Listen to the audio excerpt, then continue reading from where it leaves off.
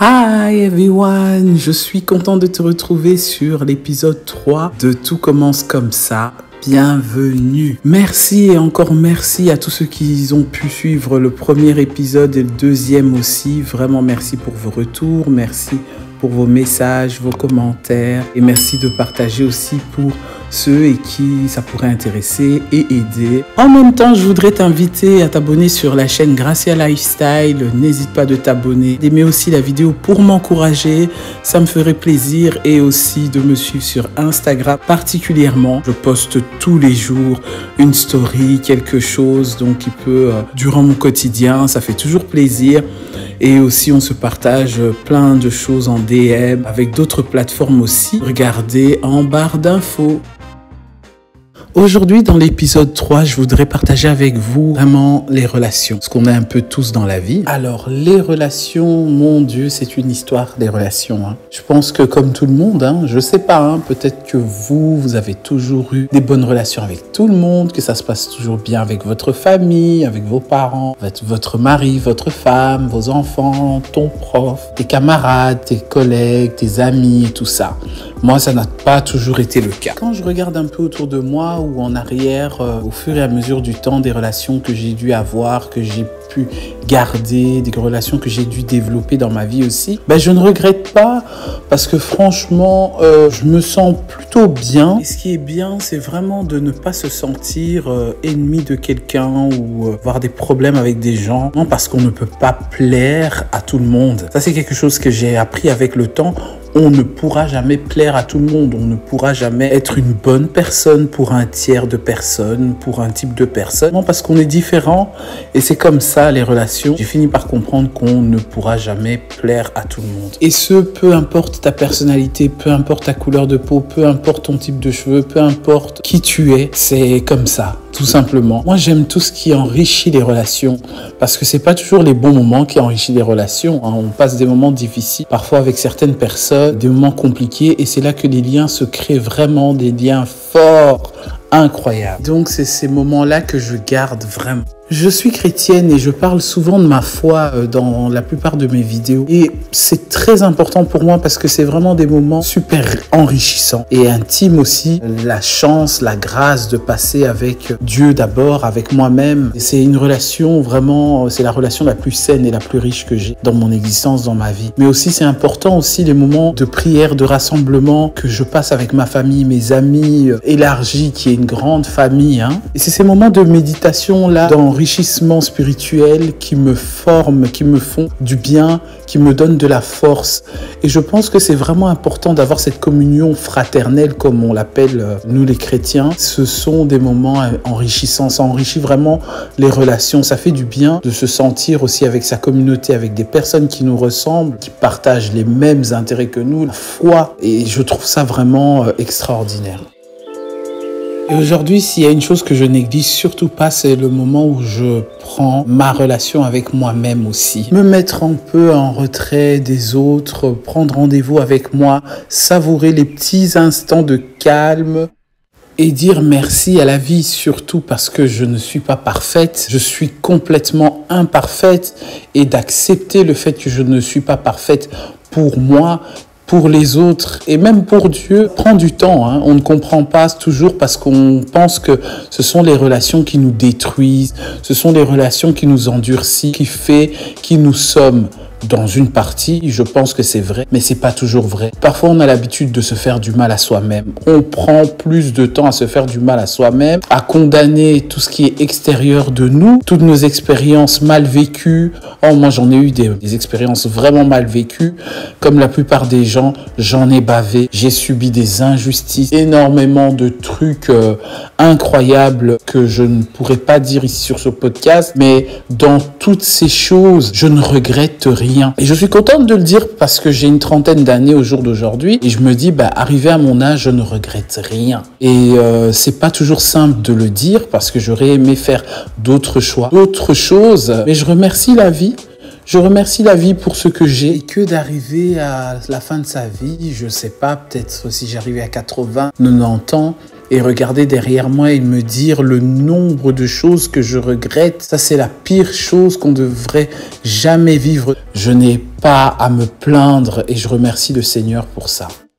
Prenons le temps vraiment de réaliser la chance qu'on a dans des petites choses. Ça ne demande pas d'avoir une fortune, d'avoir quelqu'un dans sa vie forcément, ou une carrière extraordinaire, une grande famille, tout ce que l'être humain rêve d'avoir. Non, prenons juste le temps de savourer la vie.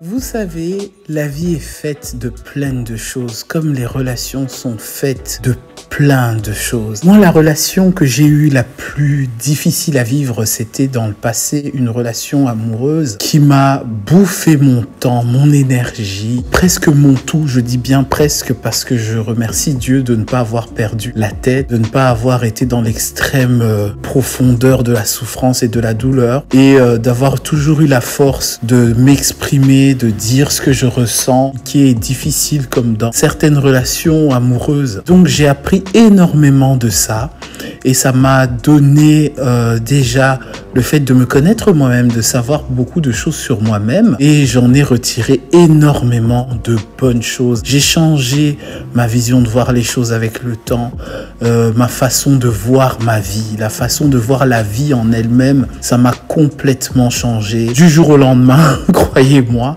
C'est bien parce que j'ai appris à prendre du recul et à comprendre la richesse et l'importance d'être bien entouré, d'être en de bonnes relations, d'être avec une bonne personne avec qui on peut partager des choses importantes, des choses riches, des moments vraiment uniques, de qualité. Et franchement, ce qui m'étonne beaucoup chez les gens qui sont dans une relation, ils s'attendent toujours à recevoir. On oublie que dans une relation, on doit semer pour récolter ce qu'on a semé. C'est quelque chose qu'on investit. C'est comme pour soi-même, l'amour qu'on porte pour soi-même. Je pense pas que dans une relation, on doit juste recevoir. On en donne très peu pour en recevoir beaucoup parce que lorsqu'on s'attend à des résultats, à des bons résultats dans la vie, il faut aussi en mettre du sien. On cherche tous des relations de qualité, des amis avec qui on passe des moments de qualité dans nos relations, peu importe la relation. Est-ce que tu as déjà été dans des relations ou dans une amitié où tu es la personne celle qui doit souvent écouter, être là, juste là, sans rien dire, qui on n'a pas besoin de savoir son avis, c'est pas important. Bref, voilà.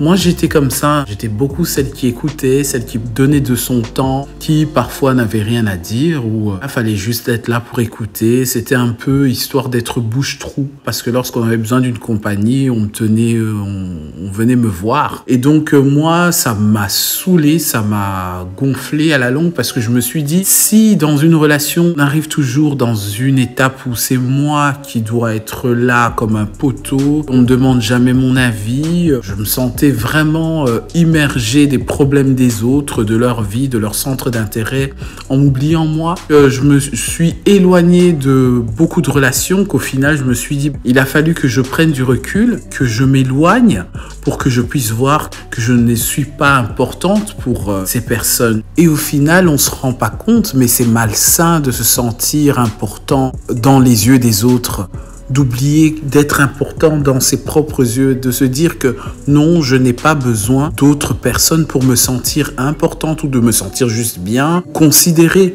même si dans une relation, c'est quelque chose qui devrait se faire naturellement. Et justement, être dans une relation, ça devrait se faire naturellement. Je ne pense pas que c'est bien les relations où on a dû forcer des choses, faire en sorte que pousser les choses pour qu'on puisse s'entendre, pour qu'on puisse apprendre à se connaître, réfléchir de la même façon, aller dans la même direction. Non, c'est pas ça en fait les relations, parce que c'est important d'abord d'être fidèle à soi-même, de garder cette fidélité à soi-même parce qu'on a besoin des autres pour être équilibré aussi. C'est impossible de vivre dans son cocon et de se dire que voilà, moi je fonctionne comme je veux, dans mon monde, si les gens ne m'aiment pas, je m'en fous. Non, on a besoin des autres aussi pour garder l'équilibre.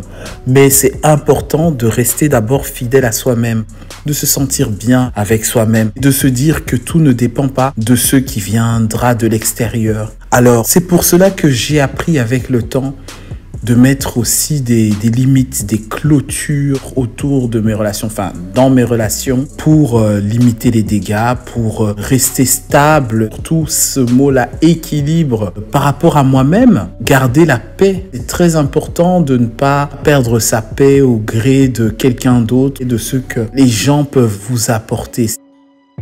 Je suis quelqu'un qui aime énormément donner de ma nature. J'aime beaucoup donner parce que lorsque je donne, que ce soit de mon temps, de mon énergie, de mon sourire, de ma convivialité, je reçois énormément de joie. Je me sens bien en fait. Ça me fait plaisir de faire plaisir aux autres. Je sais pas, c'est dans ma nature. Je suis extrêmement heureuse en voyant que les autres se sentent bien. Ça me fait du bien. Et c'est bien et c'est hyper important de se sentir bien lorsqu'on est avec les gens qu'on aime, lorsqu'on est dans de bonnes relations, lorsque l'atmosphère est saine, même si on n'est pas parfait, même si les gens avec qui ils nous entourent ne sont pas parfaits. Mais on a besoin d'être bien entouré pour aller loin dans la vie, pour faire des grandes choses, pour accomplir les choses plus rapidement. Et c'est important d'être bien entouré. Personnellement, je n'ai pas besoin de 10 personnes, de 20 personnes, de 40 personnes pour me sentir vivre ou pour me sentir importante. Non, vraiment, c'est quelque chose que j'en ai horreur. Je suis vraiment comme un poisson dans l'eau. Je valorise énormément les moments de qualité, les instants simples et aussi le fait de ne pas écraser les autres, de vivre comme un enfant, de passer du bon temps ensemble et tout en gardant ses limites bien sûr, savourant les moments les plus simples qui nous restent avec le temps. J'ai appris à ne plus me faire exploiter, à ne plus me faire marcher sur les pieds. On n'est pas fait pour se faire exploiter, utiliser parce qu'on est amis et que les bons amis font des bons intérêts. Donc ça veut dire que lorsque j'ai eu ce que j'avais besoin chez toi, donc c'est bon, on s'arrête à ça et puis c'est terminé. J'ai horreur de ce type d'amitié-là. Je pense que traiter les personnes comme j'aimerais qu'on me traite moi, parce que on m'a toujours dit, on ne néglige personne. Tout le monde est important. Tout le monde a une partie d'importance dans la vie de quelqu'un pour un rôle précis. Alors oui, moi j'y crois, ce dicton où on dit « seul on va plus vite et ensemble on va beaucoup plus loin », c'est vrai. Mais c'est pas toujours vrai parce que lorsqu'on est seul, oui, on a beau aller plus vite, mais voilà, et après quoi? On a besoin des autres d'une manière ou d'une autre. Aboutir à nos objectifs quelque part et on a besoin d'être ensemble. C'est ça un peu le but des relations dans la vie. Alors oui, avec tous ces blablas sur les relations, tout ça, c'est bien beau, c'est bien intéressant. Mais concrètement, pour les personnes qui sont souvent victimes dans des relations, peu importe la relation, je tiens vraiment à le souligner ici sur cette vidéo, sur cet épisode, c'est vraiment de prendre la relation la plus sérieuse et la plus honnête, c'est la relation que tu as avec toi-même, que tu as avec Dieu. Lorsque tu es bien avec toi-même, lorsque tu es en bonne relation avec toi-même, c'est reconnaître tes torts, tes imperfections. Tu sais que tu n'as pas besoin de plaire pour te sentir valorisé. Tu connais tes compétences, tu apprends de tes erreurs et de tes échecs. Et surtout, tu apprends aussi à te pardonner et à toi-même, de te sentir bien, être reconnaissant envers ce que puises dans tes forces. Tu apprends à te remercier, être bien avec toi-même. Parce que tous les jours, tu ne seras pas toujours bien avec toi-même et de comprendre que l'équilibre vient avec ce qui est bien et ce qui est moins bien dans la vie et c'est ce qui fait ton tout. De mettre en avant tes atouts, tes talents, tes compétences, tes qualités. C'est très important de te connaître d'abord toi-même, d'avoir cette relation-là avec toi-même.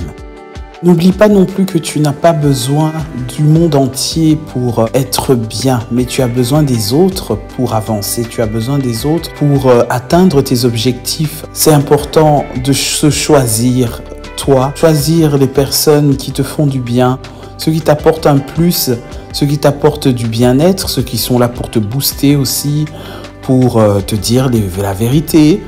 Les personnes qui t'aiment tout simplement pour qui tu es et aussi pour sortir de toi ce qui est le meilleur en toi et d'être entouré des gens qui t'amènent vers le haut. Et ça, en fait, la richesse d'une relation, la richesse dans n'importe quelle relation, c'est un tout qui fait de toi la meilleure version de toi-même aussi.